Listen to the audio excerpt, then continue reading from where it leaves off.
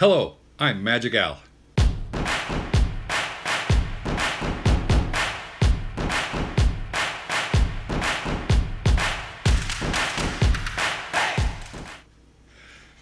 Today you are in for a treat. A friend came by my house, knocked on the door, stepped back 6 feet because that's what friends do, and he held out this. Pliny the Elder. Named after Gaius Plinius Secundus, also known as Pliny the Elder. This guy was around in the 1st century AD. I think he died 79 AD. He was a philosopher. He was a commander of navy, commander of armies. He wrote philosophy. The guy pretty much is the godfather of the encyclopedias. His encyclopedia is the model we use today. And he has said things that you know about. Finish this sentence. Home is, yes, you got it. Home is where the heart is. So this beer is named after a pretty interesting dude. There are a couple other quotes there. Look them up, read all about them. It'll be fun. Okay, this beer is by Russian River Brewing Company. And they are located in Sonoma Valley, California. North of San Francisco, a little bit up in the mountains there, Sonoma Valley. When you hear Sonoma Valley, you think wine, right? California makes some of the best wines in the world, and a lot of those wines come from Napa Valley, Sonoma Valley. But in the beer world, just about everybody's heard of Russian River Brewing. Now, east of the Rockies, it's pretty much unavailable. I've heard about it.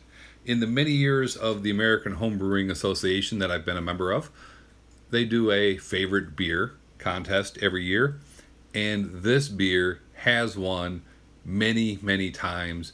I think it's the most won beer, if that's a thing. It's won more than any other. So I am crazy looking forward to this beer. I don't know anything other than the brewery exists. I've heard about this beer. This beer, the Pliny the Elder, is a double IPA. It is 8%. And as far as IBUs or bitterness, the website just says high. So I think we're in for a treat today. The website mentions that the original gravity is 1066 or 1.066. That's a scientific measurement of how dense everything is after the boil. And with that measurement, you throw in the yeast, let the yeast eat the sugars, and the sugars become alcohol and carbon dioxide. And then later, when the yeast is all done, you check the gravity reading again, and this might be the final gravity. So if this started at 1066 and it's 8% alcohol, you can assume that the final gravity was around 1005 or 1.005. And the difference of the mass of the sugar and the mass of the alcohol comes up with those readings, and we have 8%. We're not here to talk math or gravity. We're here to drink this beer and taste it. I've heard about this beer so much, and now is my chance to taste it and your chance to taste it right along with me. So for those of you that have never had it, let's give it a shot.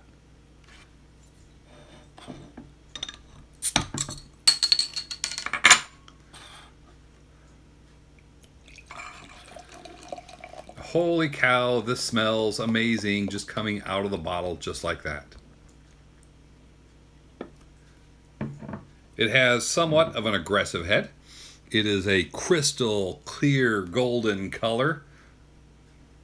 Oh, that's amazing. A beautiful white head, and oh, it is just hop goodness just filling this whole kitchen. It's smelling amazing. All right. Now I've already done a smell montage with a different beer a few videos ago. I'm not going to do that again. Instead, I'm just going to cut the camera and whiff on this for a bit.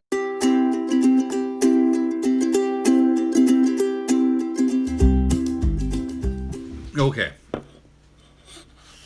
This is, even when it's starting to warm up just a bit, the aroma is just popping out.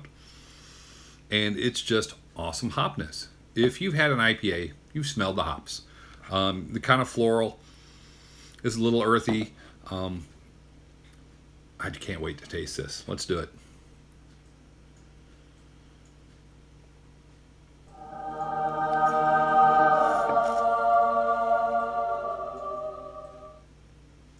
Wow, it's not as bitter as I would have expected. And it's not crisp finish either. It's a smooth, lingering finish on this beer. It is not light, but I don't know how to say it. The mouthfeel just kind of draws out after you sip this beer. You don't taste a lot of the malts. Some hop spiciness in the background.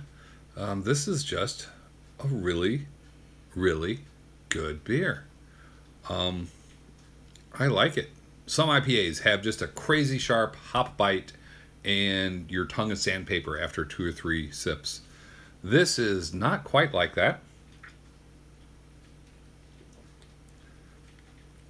The hops just kind of caress your tongue. The malts are not key in this. I think the malts are just for the color and to bring the alcohol up. Maybe to subdue the finish a little bit. They might use some flaked stuff in this to kind of smooth out the finish. I'm thinking off the top of my head, and I don't know if they use flaked barley or flaked oats or anything like that. I'm done talking. Ross, thank you very much for this beer. I am going to enjoy this for the rest of the night. I'm going to sip on it slow and just enjoy the goodness. I'm probably going to give it one of my highest Untapped ratings. Yeah, this is amazing. This is good stuff. Cheers.